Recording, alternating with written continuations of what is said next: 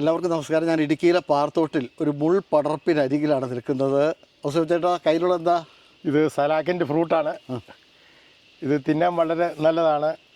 ചക്കപ്പഴത്തിൻ്റെ, പൈനാപ്പിളിൻ്റെ, അതോടൊപ്പം തന്നെ നല്ല ഞെറിഞ്ഞിരിക്കുന്ന, തിന്നാൻ വളരെ ടേസ്റ്റാണ്. ഇതെല്ലാം പഴുത്തതാണല്ലേ? ഇതെല്ലാം പഴുത്തതാണ്. ഇതിൻ്റെ പുറന്തൊലി മാറ്റിയിട്ട് ഇതിൻ്റെ പുറത്തെ ഒരു പാട പോലെയുള്ളൊരു തോലുണ്ടല്ലേ? ഉണ്ട്.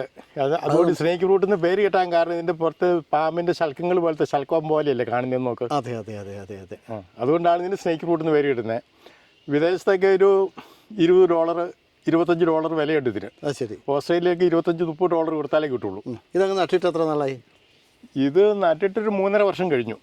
കാട്ടുമൃഗങ്ങൾ കിടക്കാതിരിക്കാൻ വേലിയായിട്ട് നമുക്ക് വനാതിർത്തികൾ നടാൻ പറ്റിയ വനത്തെയും കൃഷിയിടത്തെയും തമ്മിൽ വേർതിരിക്കുന്നിടത്ത് നടാൻ പറ്റിയ ഏറ്റവും നല്ലൊരു പ്ലാന്റ് അത് തന്നെ. അതായത് കാട്ടുപന്നി, മ്ലാവ്, കാട്ടുപോത്ത്, ആന വരെ ഇതിൻ്റെ മുള്ളിനടുത്തോട് അടുക്കല മാറിപ്പോക്കോളും.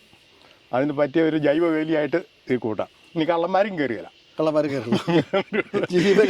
ജീവനിൽ കൊതിയുള്ള ആരും കയറില്ല. അത്രമാത്രം കൂർത്ത മുള്ളുകളാണ് ഇതിനകത്ത്.